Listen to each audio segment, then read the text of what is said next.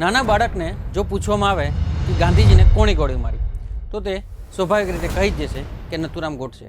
પરંતુ જ્યારે ગાંધીજીને ગોળી મારનાર નથુરામ ગોડસેના ગુજરાત અને ખાસ કરીને રાજકોટમાં નાટક યોજાય ત્યારે શું થાય? આ જ મુદ્દા ઉપર કોંગ્રેસ હાલ છે એ ભાજપ સરકાર સામે વિરોધ કરી રહી છે. કોંગ્રેસનો એક જ દાવો છે કે ગાંધીના ગુજરાતમાં આવા નાટકો કેમ કરવા દેવામાં આવે છે? ભાજપ સરકાર આવા નાટકો કરવા માટેની પરમિશન કેમ આપી રહી છે? આ મુદ્દે હાલ કોંગ્રેસે એ ભાજપ ઉપર આકરા પ્રહારો કરી રહી છે અને આ મુદ્દે જ કોંગ્રેસ નેતા અમિત ચાવડાએ પણ આકરા પ્રહારો કરતા ભાજપ સરકારને આડે હાથ લીધી છે. શું છે સમગ્ર મામલો? આવો જાણીએ વિગતવાર આ અહેવાલમાં. નમસ્કાર, આપ જોઈ રહ્યા છો બેનિફિટ ન્યૂઝ અને હું છું મહેશ. રાજકોટ અને જામનગરની ઘટનાઓ બાદ હવે અમદાવાદમાં પણ હું નથુરામ ગોડસે નાટકને લઈને રાજકારણ ગરમાયું છે. અમદાવાદના બોડકદેવ વિસ્તારમાં આવેલા પંડિત દીનદયાળ ઉપાધ્યાય હોલ ખાતે નાટક ભજવવામાં આવનાર હતું, પરંતુ તે પહેલાં જ રવિવારે રાત્રિથી વિરોધ પ્રદર્શન શરૂ થઈ ગયા છે. એનએસયુના કાર્યકરોએ હોલ બહાર પહોંચીને ભારે હોબાળો મચાવ્યો હતો. કાર્યકરોએ હોલની દિવાલ પર ગોડસે મુર્દાબાદ અને ગાંધીજી અમર રહો જેવા લખાણો લખીને પોતાનો આક્રોશ વ્યક્ત કર્યો છે. વિરોધ કરી રહેલા યુવા નેતાઓએ સ્પષ્ટપણે જણાવ્યું કે ગાંધીજીના હત્યારાનું મહિમા મંડળ કરવું કોઈ પણ નાટક ગુજરાતની પવિત્ર ધરતી પર સાંખી લેવામાં આવશે નહીં, જે આજ અમદાવાદના ખૂબ જ ચર્ચિત સમાચાર બની ગયા છે. કોંગ્રેસના નેતા અમિત ચાવડાએ પણ આ મુદ્દે ભાજપ સરકાર પર આકરા પ્રહાર કરતા કહ્યું કે ગાંધીના ગુજરાતમાં ગોડસેના નાટક ભજવવા માટે સરકાર મંજૂરી આપી અને શું સાબિત કરવા માંગે છે? કે ચાલવાનો જે પથ બતાવ્યો, જે દિશા બતાવી, એની પર આપણું ગુજરાત કે ભારત નહીં, આખું વિશ્વ ચાલવા માટે આજે તત્પર છે.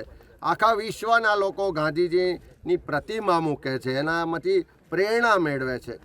એની સામે આ ભારતીય જનતા પાર્ટીની સરકાર જે આરએસએસથી ચાલે છે, આ નાથુરામ ગોડસેના વારસો આજે ગુજરાતમાં ગાંધીનું સન્માન કરવાને બદલે, ગાંધીજીના સન્માન માટે આહવાન કરવાને બદલે ગોડસેની વાહવાહી કરતા જે નાટકો છે એને સરકાર પરમિશન આપે છે.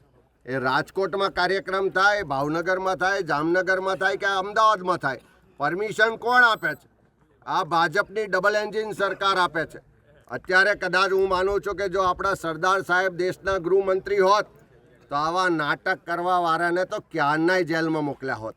પણ નરેન્દ્ર મોદી વડાપ્રધાન છે, અમિત શાહ ગૃહમંત્રી છે, ડબલ એન્જિનની સરકાર છે, તેમ છતાં ગુજરાતમાં ઠેર ઠેર ગોડસેની વાહવાહી કરતા, ગોડસે ગાંધીજીને મારે અને સાચું ઠેરવવાનો પ્રયત્ન કરતા આરએસએસના જે ચમચાઓ નાટકો કરવા નીકળ્યા છે.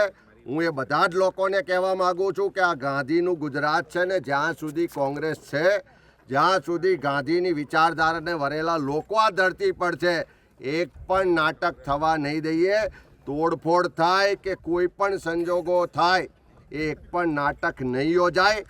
અને આ જે સરકારમાં થોડી ઘણી પણ શરમ હોય તો ભલે તમે ગોડસેની વિચારધારામાં માનતા હોય, ભલે તમારા આંકાઓ જે આરએસએસના છે એમના ઈશારે આ થતું હોય ને તમારાથી બોલાતું ના હોય, પણ ગાંધીના ગુજરાતમાં રહો છો, ગાંધીના નામે રાજકારણ કરો છો, એમાંથી થોડી ઘણી પણ શરમ હોય તો સરકાર આની પર બેન્ડ લગાવે.